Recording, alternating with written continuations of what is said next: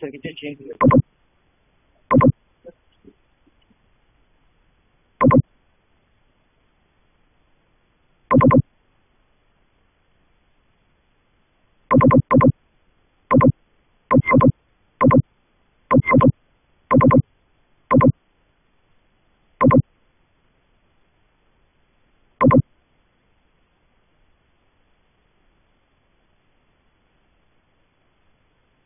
Hello.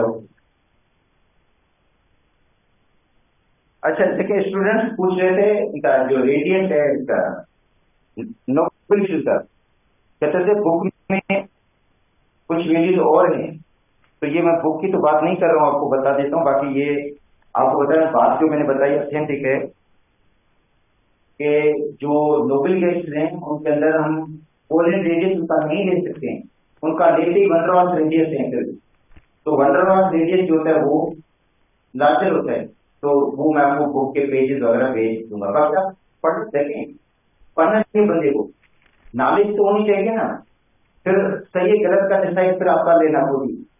और लाजमी है कि वही चीज आ जाए एग्जाम के अंदर जो आप पढ़े, मगर कम से कम आपको पता होना चाहिए। तो कोई अगर कोई गलत की लिखी गई तो इसका मतलब ये नहीं कि हम भी गलत पढ़ रहे हैं इस चीज को। हमें पता तो होना चाहिए कि इसका सही जवाब ये है। ठीक है, फिर बुक में लिखा हुआ है कोई मतलब हो सकता है नेक्स्ट ईयर अब सेम हमारी जो है बुक में तो फेडरल की बुक में आधा का साइज आप देख लो भैया, आप चेक कर लो। क्योंकि हमारी जो फेडरल की बुक में सिर्फ 3 का उन्होंने साइज लिखा है। तो आधा का साइज बहुत लार्जर लिख दिया। अगर आपके पास बुक है तो अभी से कर लो। एटॉमिक रेडियस को पहला टॉपिक ही ना एटॉमिक रेडियस का है, उसमें उन्होंने पीरियड 3 दिया है। पीरियड 3 मैंने आपको सेकंड पीरियड का पढ़ा है, उन्होंने पीरियड 3 दिया है। उसमें देखो आधा का साइज लार्जर है, क्योंकि उन्हें सॉरी बंदोबस्त तो टॉपिक और थे एटॉमिक रेडियस ही पढ़ लिया था।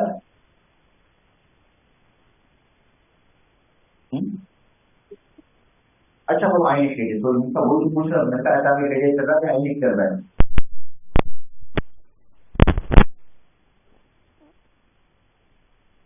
आयनिक रेडियस पढ़ा नहीं। अच्छा देखें, एटॉमिक रेडियस अब आते हैं आयनिक रेडियस। अच्छा, तो आयनिक रेडियस तब बनता है जब कोई एटम इलेक्ट्रॉन लूज करे या गेन कर दे। एटम को इलेक्ट्रॉन अगर लूज कर देता है तो बन जाता है केटाइन, बन जाता है पॉजिटिव आयन। और जब एटम को इलेक्ट्रॉन गेन करता है तो बनता है नेगेटिव आयन। तो आयनिक रेडियस ऑफ केटाइन इस्तेमाल से न्यूट्रल एटम, जो केटाइन का साइज है, साइज ऑफ केटाइन इस्तेमाल से neutral atom and size of cation is larger than the neutral atom. देखो साइज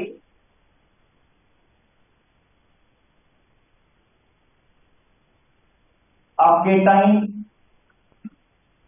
या जिसको कहते हैं पॉजिटिव आयन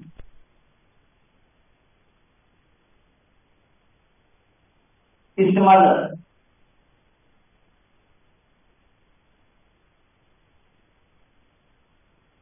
से न्यूट्रल एटम, न्यूट्रल एटम से साइज इस्तेमाल होगा। देखिए सोडियम एटम को हम लेते हैं जिसकी कॉन्फ़िगरेशन है 281। पहले में 2 इलेक्ट्रॉन है, दूसरे में 8 है, तीसरे में 1 इलेक्ट्रॉन है। इलेक्ट्रॉन इसके अंदर है 11 और प्रोटॉन भी है 11। इलेक्ट्रॉन प्रोटॉन बराबर है इसके अंदर। क्या होगा, सोडियम 1 इलेक्ट्रॉन लूज कर देता है, बनाता है सोडियम आयन ऑक्साइड। 1 इलेक्ट्रॉन उसने क्या कर दिया, लूज कर दिया। जब ये बांड बनाता है तो 1 इलेक्ट्रॉन को लूज कर देता है आगे बांड बनाने में। अच्छा, तो सोडियम आयन बन गया। तो देखो सोडियम आयन में आखिरी जो शेल था वो क्या हो गया, एम्प्टी हो गया, खाली हो गया। आखिरी शेल खाली हो गया, एक लेवल क्या होगी, शेल की कम हो गई है। ठीक है, इलेक्ट्रॉन हो गए अब इसके अंदर 10 और प्रोटॉन हो गए इसके अंदर 11। ठीक है, तो इसका मतलब है इफेक्टिव न्यूक्लियर चार्ज बढ़ गई है, प्रोटॉन की तादाद एक्सीड हो गई है किससे, इलेक्ट्रॉन की तादाद से। अब जो प्रोटॉन्स होते हैं या न्यूक्लियर चार्ज जो इफेक्टिव है वो रिमेनिंग इलेक्ट्रॉन्स को क्या करती है, अपनी तरफ ज्यादा अट्रैक्ट करती है, इसलिए साइज केटाइन का छोटा हो जाता है। जब एक इलेक्ट्रॉन गया तो प्रोटॉन्स क्या हो जाते हैं, क्योंकि एक तो गया बाकी को तो रोक ले, तो रिमेनिंग इलेक्ट्रॉन्स को वो क्या करते हैं, ज्यादा फोर्स लगाते हैं, इसलिए साइज केटाइन का क्या हो जाता है, छोटा हो जाता है। तो साइज ऑफ सोडियम आयन इस्तेमाल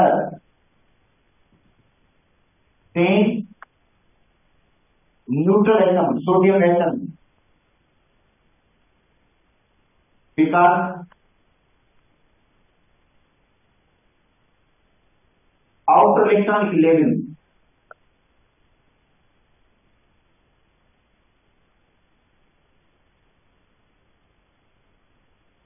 is being empty,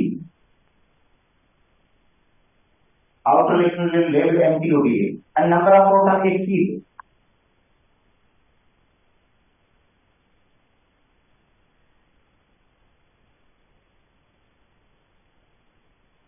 number of proton exceed then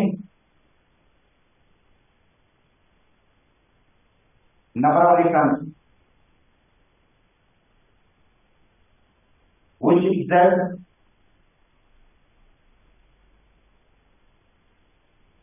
strong electrostatic force of rotation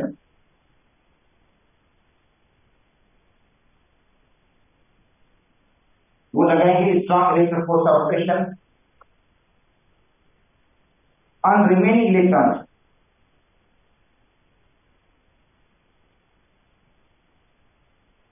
जो रिमेनिंग इलेक्ट्रॉन है उन पर ज्यादा फोर्स लगेंगे, इससे इसका साइज स्मॉल हो जाएगा। अब आते हैं मैग्नीशियम पे। मैग्नीशियम को देखें जिसकी कॉन्फ़िगरेशन है 2H2। जब वो कॉन्फ़िगरेशन क्या थी 2H2 है, ऑक्सीजन में कितने इलेक्ट्रॉन हैं 2 है, तो ये 2 इलेक्ट्रॉन लूज करेगा, मैग्नीशियम आयन बन जाएगा। देखो मैग्नीशियम आयन बन गया जिसकी कॉन्फ़िगरेशन है 2H, 2 इलेक्ट्रॉन ने लूज कर दिए। अब इलेक्ट्रॉन हो गए 10 और प्रोटॉन हो गए 12। तो इसका मतलब है इसके अंदर जो इफेक्टिव न्यूक्लियर चार्ज है और बढ़ गई है, प्रोटॉन ज्यादा एक्टिव हैं, जो इलेक्ट्रॉन को ज्यादा असर करेंगे, साइज और भी स्मॉल हो जाएगा। एल्यूमिनियम आयन को देखें 2H3, एल्यूमिनियम 3 इलेक्ट्रॉन लूज कर देता है 2H और इलेक्ट्रॉन हो गए 10, इसके अंदर प्रोटॉन हो गए 13। तो देखो जो इफेक्टिव न्यूक्लियर चार्ज है वो बढ़ रही है, अटेंशन भी बढ़ जाएगा, साइज क्या बढ़ जाएगा। इसका मतलब जितनी पॉजिटिव चार्ज बढ़ती जाएगी साइज स्मॉल होता जाएगा। सिलिकॉन को देखें 2H4, हालांकि सिलिकॉन का जो वैलेंस शेल है वो हाफ फिल्ड है, दोनों चांसेस हैं गेन करने के लिए, मगर सिलिकॉन के जो मोल्स कंपाउंड्स होते हैं उनमें वो लूज ही करता है। जैसे सिलिकॉन का जो इंपॉर्टेंट कंपाउंड SiO2 है, SiO2 उसका ऑक्सीजन मोल इलेक्ट्रोनेगेटिव है, तो सिलिकॉन लूज ही करता है। मोस्ट सिलिकॉन क्या करता है, मगर सिलिकॉन के पास चांस है गेन करने का, मगर जब लूज करेगा ये केटाइन बनेगा तो क्या होगा 2H और 4 इलेक्ट्रॉन ये लूज कर देगा, ठीक है। और इलेक्ट्रॉन हो गए 10, प्रोटॉन हो गए कितने 14। अब इसका मतलब है इनमें सब में इलेक्ट्रॉन 10 हैं, तो इनके लिए एक टर्म इस्तेमाल करते हैं हम आइसो इलेक्ट्रॉनिक आयन। देखो एक टर्म होता है iso electronic ion, heavy same number of electron,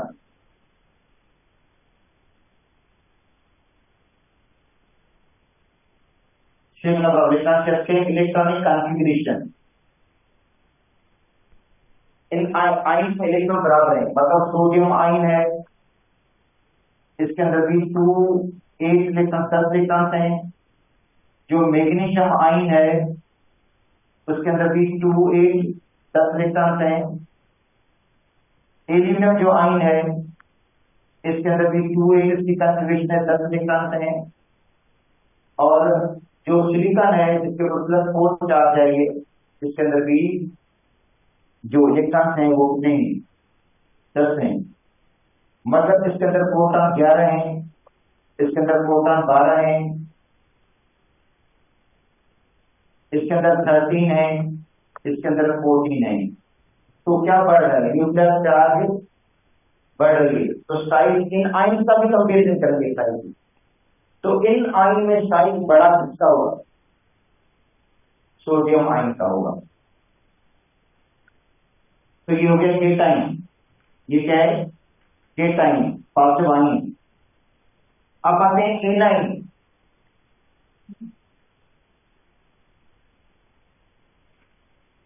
size of anion,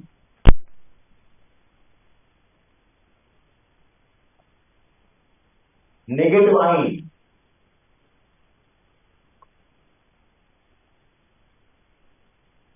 is larger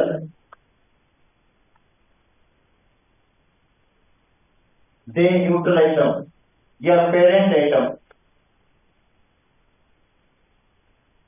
अब देखो क्लोरीन है 287 की इलेक्ट्रॉनिक कॉन्फ़िगरेशन है, क्लोरीन की जो कॉन्फ़िगरेशन है 287 है। क्लोरीन एक इलेक्ट्रॉन गेन करता है। देखो क्लोरीन क्या करता है, एक electron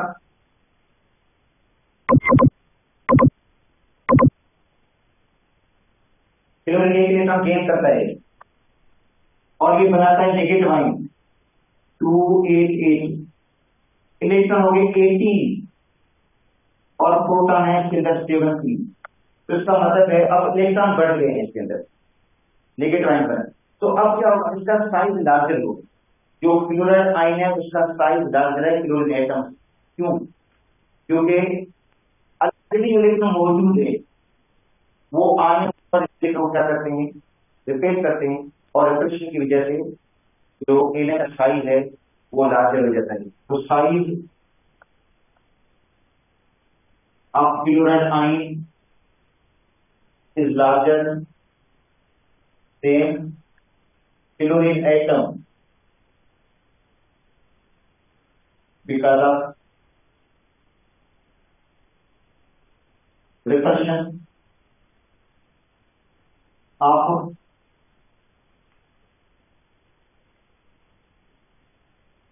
incoming electron and electron already present and electron already present in valence shell। जो वैलेंस शेल ऑलरेडी मौजूद है वो इनकमिंग इलेक्ट्रॉन को क्या करते हैं, रिपेल करते हैं, और रिपल्शन की वजह से साइज क्या हो जाता है, बढ़ जाता है, इलेक्ट्रॉन इलेक्ट्रॉन की रिपल्शन होती है। अच्छा, अब आते हैं सल्फर पे। तो 286 है, ये 2 गेन करेगा तब इसका ऑक्टेट जाकर कंप्लीट हो जाएगा, -2 चार्ज जाएगा इसके ऊपर और इसकी कॉन्फ़िगरेशन हो जाएगी 288। इलेक्ट्रॉन इसके अंदर भी 18 हो गए हैं, मगर प्रोटॉन कितने हैं इसके अंदर, 16 है। तो इसका मतलब है इसके में इलेक्ट्रॉन 2 बढ़ गए हैं। फास्फोरस को देखिए 285, 3 गेन करता है ये, और उसके ऊपर चार्ज आ जाती है -3, 288 हो जाता है इसकी कॉन्फ़िगरेशन। इसमें भी इलेक्ट्रॉन कितने हो गए, 18 हो गए, मगर प्रोटॉन कितने हैं, 15 है इसके अंदर। इन आयंस को भी हम क्या कहेंगे, ये भी आइसो इलेक्ट्रॉनिक आयंस हैं। ये आइसो इलेक्ट्रॉन आयंस होते हैं जिनमें इलेक्ट्रॉन बराबर हों। अब बताओ, इसमें फॉस्फाइड आयन है, दूसरा सल्फाइड आयन है, तीसरा है क्लोराइड आयन। इनमें साइज किसका पता होगा, फॉस्फाइड का साइज बड़ा होगा, क्योंकि इसमें ग्रेटर इलेक्ट्रॉन रिपल्शन होगी, 3 इलेक्ट्रॉन ऐड होंगे, तो इसमें इलेक्ट्रॉन की रिपल्शन क्या होगी, ज्यादा होगी, तो साइज इसका क्या हो जाएगा, बड़ा होगा। सल्फाइड से सल्फाइड का बड़ा होगा, किसी क्लोराइड से। अच्छा, अब हम अगर इनका ग्राफ बना दें,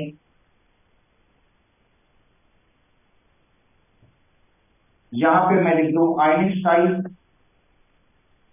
आयन का साइज लिखूंगा, और यहां पे एटॉमिक नंबर, यहां पे मैं लिख देता हूं एटॉमिक नंबर इनके। ये एटॉमिक नंबर है 11, ये है 12,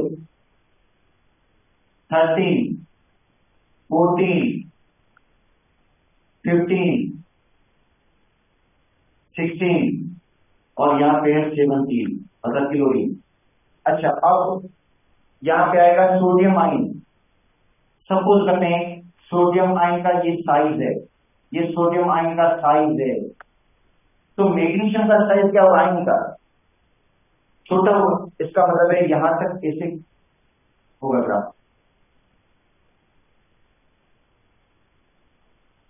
ये मैग्नीशियम आयन का साइज हो गया जो छोटा है इससे। अब एल्यूमिनियम का क्या होगा? और भी छोटा हो जाएगा। ये एल्यूमिनियम आयन हो गया।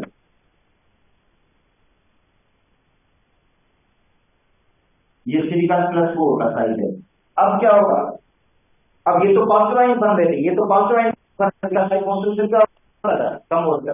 अब बाकी ये नेगेटिव आयन बनेंगे, तो साइज में क्या होगा? एकदम इजाफा हो जाएगा। साइज में क्या हो जाएगा?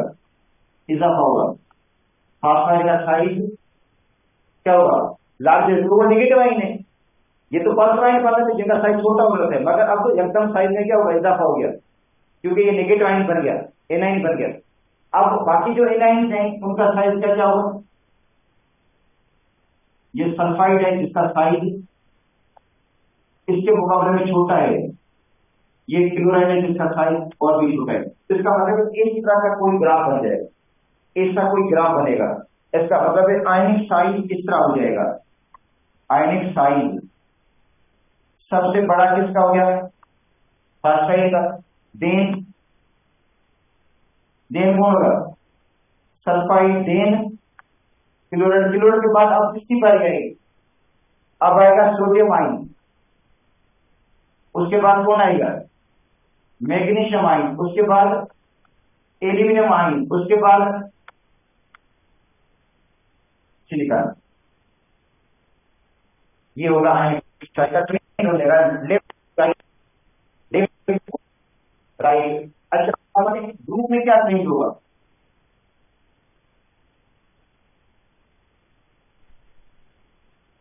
Ion size in groups. भाई ग्रुप फर्स्ट ए, मैं अगर ग्रुप फर्स्ट ए लेता हूं तो पहले कौन आएगा? Lithium ion. फिर क्या आएगा? Sodium ion. फिर क्या आएगा? Potassium ion. फिर रुबिडियम आयन। फिर कौन आएगा? Caesium ion. Caesium ion. अच्छा, अब मुझे बताएं किसका साइज बड़ा होगा? सीजियम का बड़ा होना की बात है, क्योंकि सीजियम के अंदर टोटल 6 शेड हैं। अगर एक लूज हो जाए तो बाकी कितने बचेंगे? 5 तो बचेंगे ना। लिथियम के अंदर शेड कितने हैं? 2 हैं। एक लूज हो जाएगा, बाकी बचेगा एक। तो इसका मतलब है आयनिक साइज का ट्रेंड क्या होगा? टॉप टू बॉटम क्या होगा? बढ़ेगा या कम होगा? टॉप टू बॉटम बढ़ेगा।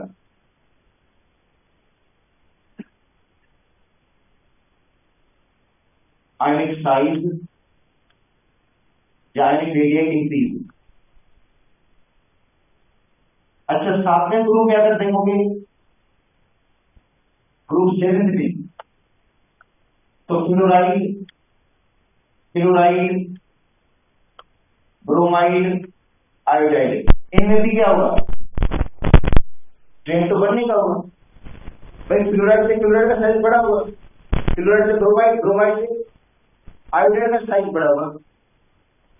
इसका मतलब है टॉप टू बॉटम हर ग्रुप में जाओगे ना, तो टॉप टू बॉटम साइज क्या होगा?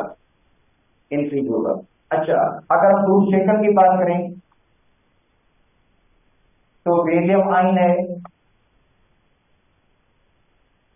मैग्नीशियम आयन, कैल्शियम, स्ट्रोंशियम और बेरियम। अब बताओ क्या होगा? इंक्रीज होगा। अगर सीजियम और बेरियम को कंपेयर करें तो साइज किसका बड़ा होगा? सीजियम का बड़ा होगा। सीजियम का, ये तो ग्रुप ना, उनका साइज है। क्या होगा, कम हो। अच्छा, अब देखो एक आपको ये दिया जाता है, एक दिया जाता है आयोडाइड आइन, इसका साइज बिगर है आयोडीन एटम से, होगा या नहीं होगा? और उसके बाद है ये पॉजिटिव आइन, इसका साइज क्या होगा, छोटा होगा। इसका मतलब ये आयोडाइड का नेगेटिव आइन है, इसका साइज बिगर होगा उसके न्यूट्रल एटम से, और न्यूट्रल एटम का साइज बड़ा होगा उसके केटाइन से।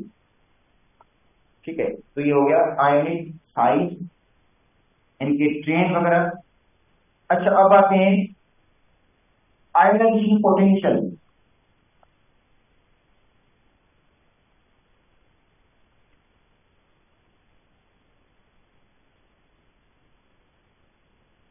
या आयोनाइजेशन एनर्जी भी कहा जाता है इसको।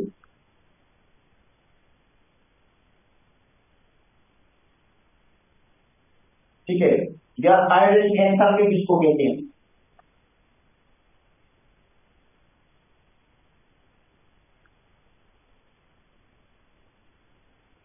तो इसके लिए हम टर्म इस्तेमाल करते हैं शॉर्टकट में, क्या है, आईपीबी यूज करते हैं, आईपीबी यूज किया जाता है, आई ई आयोनाइजेशन एनर्जी भी इस्तेमाल करते हैं। तो ये है amount of energy which is required to remove an electron from outermost shell of gaseous neutral atom। ये है अमाउंट ऑफ एनर्जी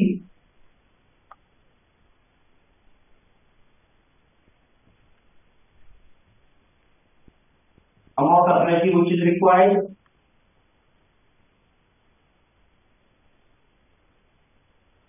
तो इसका मतलब ये एंडोथर्मिक चेंज होगी क्योंकि एनर्जी रिक्वायर्ड होगी, amount of energy which is required to remove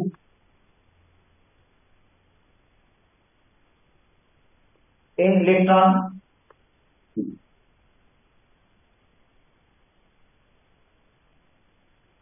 from outermost shell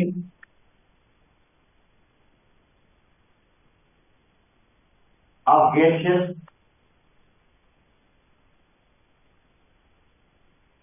neutral atom. इसका मतलब है आईटी एक अपनी शरारत बता रही है, शर्त रख रही है कि एटम को गैस वाले फॉर्म में होना चाहिए, और आपको पता है नेचुरली सारे एलिमेंट गैस वाले फॉर्म में नहीं होते, मेटल सॉलिड फॉर्म में होते हैं, लिथियम हो, सोडियम हो, पोटेशियम हो, सारे किसमें होते हैं, सॉलिड वाले फॉर्म में होते हैं। ठीक है, मोर नॉन मेटल में भी काफी सॉलिड है, कुछ गैस वाले फॉर्म में भी है, मगर शर्त कह रहा है कि अगर कोई भी आप एलिमेंट लो, अगर वो सॉलिड फॉर्म में है नेचुरली, तो पहले इसको गैस में कन्वर्ट करो, पहले क्या करो, उसको गैस वाले फॉर्म में कन्वर्ट कर दो, और वो जो एनर्जी यूज होगी वो आईटी के खाते में नहीं आएगी, वो अलग से हिसाब किताब है।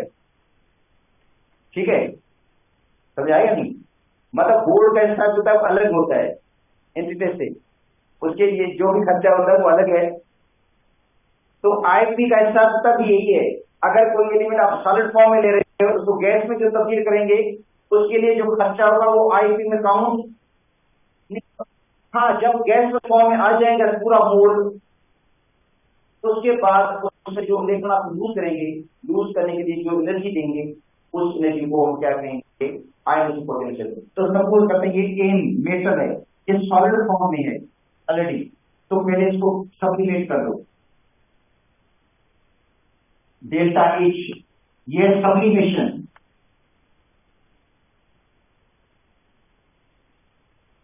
तो ये हीट अलग होगी, ये आईटी में काउंट नहीं होगी, इसको हम कहते हैं heat of sublimation, heat of sublimation बोलते हैं, या हीट ऑफ एटमाइजेशन भी कभी कभी बोल देते हैं, एटम में तब्दील करना, किसमें, एटम में तब्दील कर देना।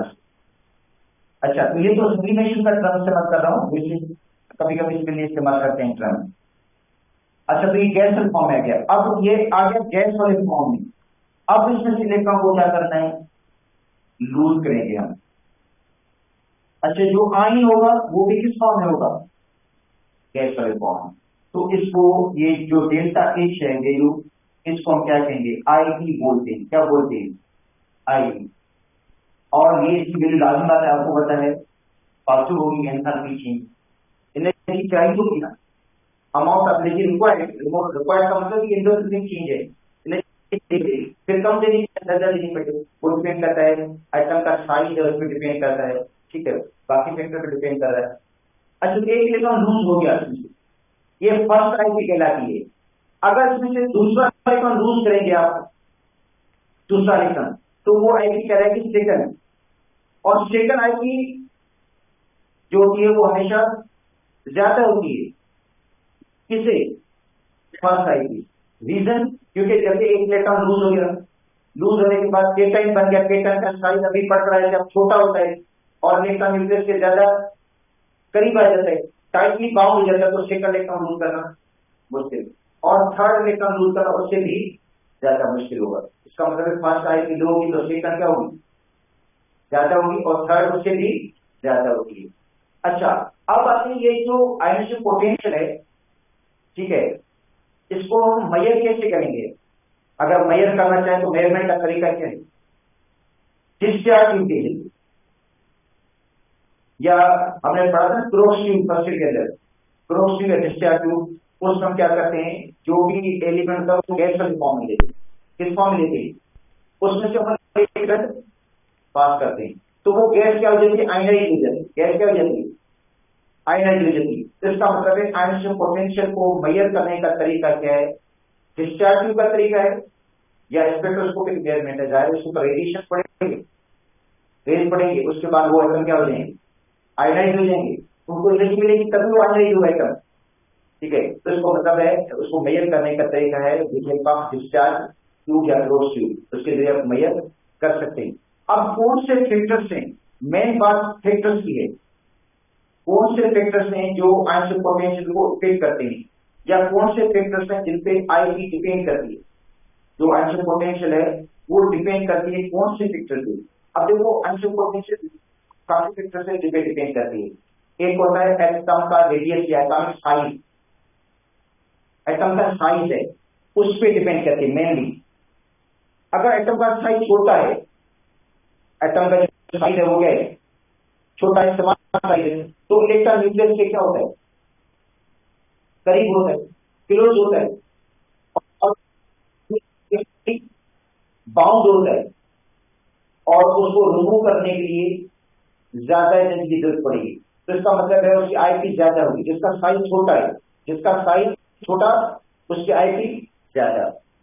जैसे साइज बढ़ता है, एटम का साइज बढ़ता है, तो इलेक्ट्रॉन न्यूक्लियस से दूर हो जाता है और वो लूजली बाउंड हो जाता है और इजीली वो रिमूव हो जाता है, और थोड़ी एनर्जी की जरूरत पड़ेगी, आईपी क्या हो जाएगी, कम हो जाएगी। तो इसका मतलब है आयनिक पोटेंशियल और एटम का साइज का जो रिलेशनशिप है वो इनवर्स है। जितना छोटा साइज है उतनी आईपी ज्यादा होगी, तो इनवर्स हो गया ना। जितना बड़ा साइज है तो आईपी क्या होगी, कम होगी, इलेक्ट्रॉन आसानी से लूज हो जाएगा। एक फैक्टर ये हो जाता है। दूसरा जो फैक्टर होता है वो होता है शील्डिंग इफेक्ट का। शील्डिंग इफेक्ट शायद आपको मैंने पहले बताया था कि आखिरी शेल का जो इलेक्ट्रॉन है, आखिरी शेल इलेक्ट्रॉन, उसको न्यूक्लियस क्या करता है, अपनी तरफ अट्रैक्ट करता है न्यूक्लियस, और जो इनर इलेक्ट्रॉन्स हैं उसको रिपेल कर देते हैं। तो इसका मतलब है ये अट्रैक्शन और रिपल्शन का कंबाइन इफेक्ट है, ठीक है। मतलब अट्रैक्शन और रिपल्शन का क्या है, ये कंबाइन इफेक्ट, मोहब्बत नफरत का। क्योंकि जो इलेक्ट्रॉन है उसको न्यूक्लियस अट्रैक्ट करता है अपनी तरफ, और जो इलेक्ट्रॉन है वो उसको क्या करते हैं, रिपेल करते हैं सेम चार्जेस की जैसे। तो इस कंबाइन इफेक्ट को हम कहते हैं शील्डिंग इफेक्ट या स्क्रीनिंग इफेक्ट। अच्छा, जितना शील्डिंग इफेक्ट ज्यादा होगा, शील्डिंग इफेक्ट ज्यादा होगा, इसका मतलब रिपल्शन ज्यादा होगी इनर इलेक्ट्रॉन की, किसको, आउटर इलेक्ट्रॉन को। तो आउटर इलेक्ट्रॉन न्यूक्लियस से क्या हो जाएगा, दूर हो जाएगा, और लूजली बाउंड होगा, आसानी से वो क्या हो जाएगा, लूज हो जाएगा। जितना शील्डिंग इफेक्ट कम है, समझे पुअर शील्डिंग इफेक्ट है, तो इसका मतलब है न्यूक्लियस हावी हो जाएगा, किस पे, आखिरी इलेक्ट्रॉन पे।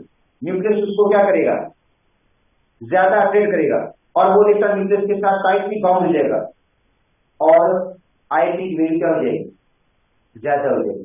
तो इसका मतलब है जो शील्डिंग इफेक्ट है वो भी आईपी के क्या है, इनवर्सली प्रोपोर्शनल। दो फैक्टर। तीसरा फैक्टर है न्यूक्लियर चार्ज का, न्यूक्लियस की charge, number of protons, number of, तो टॉप टू बॉटम जाते हैं ना, नंबर ऑफ प्रोटॉन्स बढ़ते हैं मगर उनका असर गायब हो जाता है, उतना इफेक्ट नहीं पड़ता क्योंकि टॉप टू बॉटम एक तो शील्डिंग इफेक्ट बढ़ जाता है, एटम का साइज बढ़ जाता है, शेप बढ़ जाते हैं, इसलिए न्यूक्लियर चार्ज का असर ग्रुप के अंदर नहीं पड़ेगा मगर लेफ्ट टू राइट जरूर पड़ता है। पीरियड के अंदर न्यूक्लियर चार्ज का असर होता है। जैसे हम लेफ्ट टू राइट जाते हैं, लेफ्ट टू राइट जाते हैं, न्यूक्लियर चार्ज बढ़ती है, प्रोटॉन की तादाद बढ़ जाती है और वो प्रोटॉन इलेक्ट्रॉन को अपनी तरफ क्या करते हैं, अट्रैक्ट करते हैं और वो इलेक्ट्रॉन न्यूक्लियस के ज्यादा करीब आ जाते हैं, इसलिए उसको रिमूव करना मुश्किल हो जाता है। तो इसका मतलब है आईपी जो है वो न्यूक्लियर चार्ज के डायरेक्टली प्रोपोर्शनल है। जितनी ज्यादा न्यूक्लियर चार्ज होगी उतनी आईपी ज्यादा है, क्योंकि जितनी न्यूक्लियर चार्ज ज्यादा होगी उतनी अट्रैक्शन ज्यादा होगी, इलेक्ट्रॉन न्यूक्लियस के करीब आ जाएगा, टाइटली बाउंड होगा, आईपी बढ़ जाएगी। अच्छा, दूसरा डिपेंड करता है कि जो शेल है वो हाफ फिल्ड है या complete field.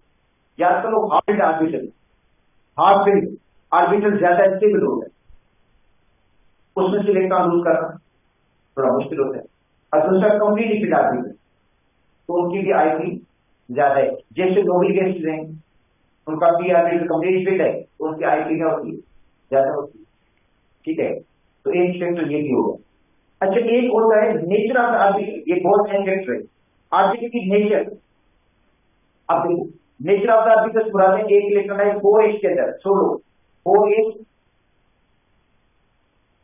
4p 4p 4d and 4a, number of shell same है, मतलब नंबर ऑफ शेल क्या है, सेम हो, मतलब 4s 4p 4p 4d और 4s की कंपेरिजन करना चाहो तो 4a की आईपी ज्यादा हो। क्यों? क्योंकि एस ऑर्बिटल न्यूक्लियस से ज्यादा क्लोज है, जो एस ऑर्बिटल वो न्यूक्लियस से क्या होता है, ज्यादा करीब होता है, इसलिए उसमें से इलेक्ट्रॉन लूज करना मुश्किल होगा। इसका मतलब है 4a की आईपी क्या होगी, ज्यादा होगी, किससे, 4b से। 4b की आईपी ज्यादा होगी किससे, 4b, क्योंकि जो 4s होता है वो न्यूक्लियस से क्या होता है, दूर होता है, उसकी आईपी कम होगी, और न्यूक्लियस के करीब है उसकी आईपी क्या होगी, ज्यादा होगी। तो ये काफी फैक्टर्स हैं जिन पे आईपी डिपेंड करती है। फिर फर्स्ट आईपी और सेकंड आईपी में फर्क होता है, वो आगे हम डिस्कस करेंगे। ठीक है, तो अब आते हैं फैक्टर्स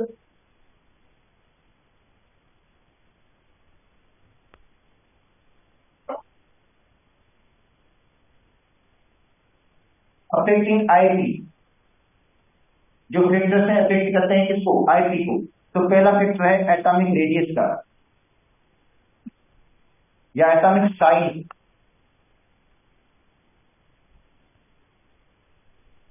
तो जो आईपी है ये इनवर्सली प्रोपोर्शनल है एटॉमिक साइज के।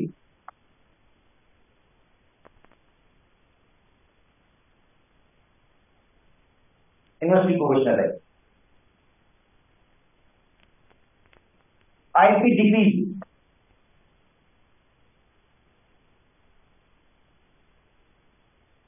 by increasing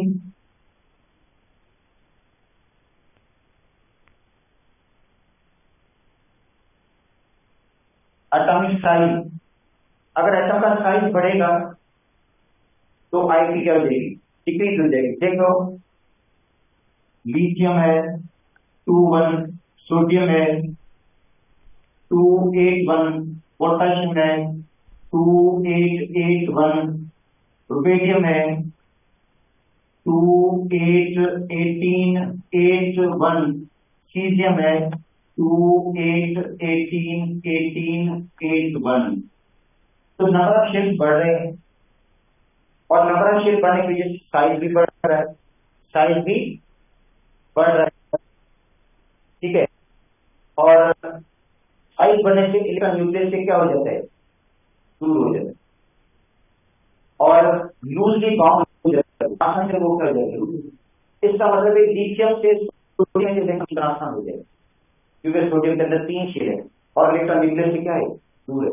पोटेशियम में और आसान हो जाएगा, रुबिडियम में और इजी हो जाएगा, सीजियम में वो क्या हो जाएगा, और भी इजी बन जाएगा। तो इसका मतलब है ग्रुप में टॉप टू बॉटम, ग्रुप में अगर टॉप टू बॉटम जाएंगे तो आईपी डिक्रीज होगी। देखो group from top to bottom,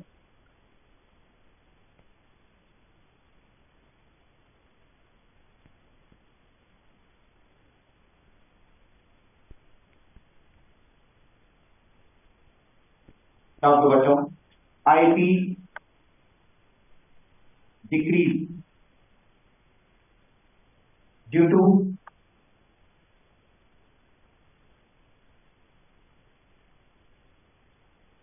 increase in atomic size,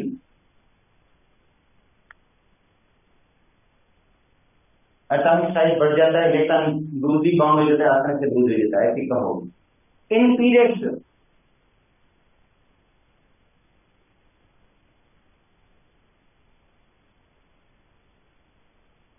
from left to right,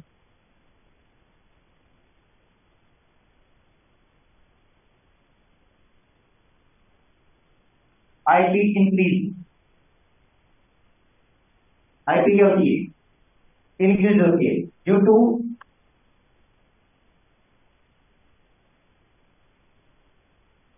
decrease in atomic size,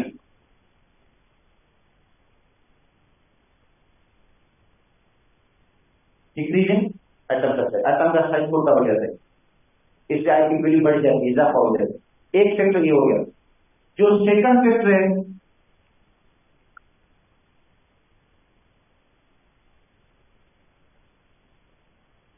वो है शील्डिंग फैक्टर,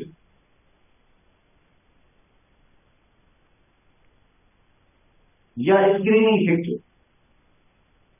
इसी को हम देख लेते हैं। ये जो आउटर इलेक्ट्रॉन है या आउटर इलेक्ट्रॉन, इनको न्यूक्लियस अपनी तरफ अट्रैक्ट करता है, ठीक है, इनको न्यूक्लियस क्या करता है, अट्रैक्ट करता है। मगर ये जो इनर शेल इलेक्ट्रॉन्स हैं इसको बचाते हैं, किसे, न्यूक्लियस के अट्रैक्शन से बचाते हैं, इसको शील्ड करते हैं, इसके आगे ढाल बन जाते हैं ये इलेक्ट्रॉन, और ये न्यूक्लियस की तरफ उनको आने नहीं देते। तो इसकी कंबाइंड इफेक्ट को हम क्या बोलेंगे, शील्डिंग इफेक्ट। मतलब है कि outer most electron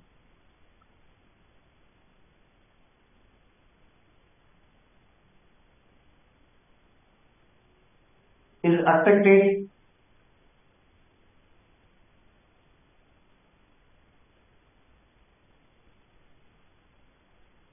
by nucleus and repelled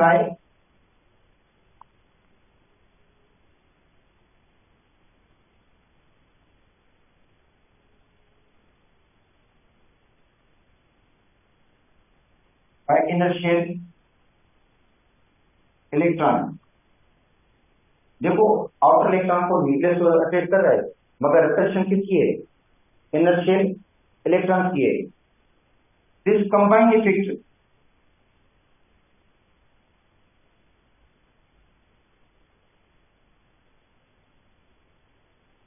of attraction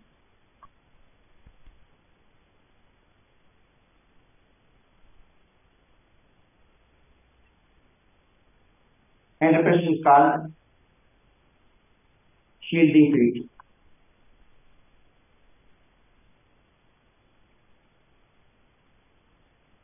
इस कंबाइंड इफेक्ट को क्या कहते हैं, शील्डिंग इफेक्ट या स्क्रीनिंग इफेक्ट। तो ये डायरेक्टली प्रोपोर्शनल किसके होगा, किसके डायरेक्टली प्रोपोर्शनल होगा, इनर शेल के। जितने इनर शेल ज्यादा होंगे उतना शील्डिंग इफेक्ट ज्यादा होगा, कि भाई रिपल्शन बढ़ जाएगा, रिपल्शन क्या हो जाएगा, बढ़ जाएगा। तो इसका मतलब है शील्डिंग इफेक्ट जो है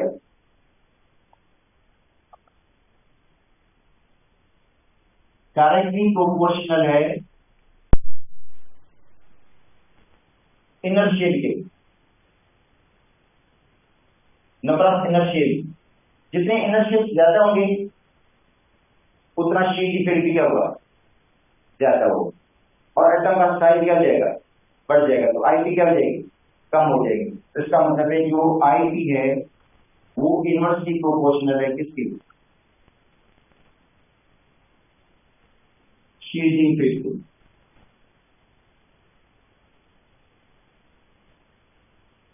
Improves from top to bottom.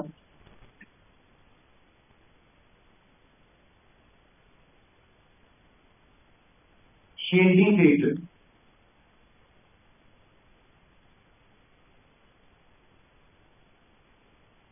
Increase.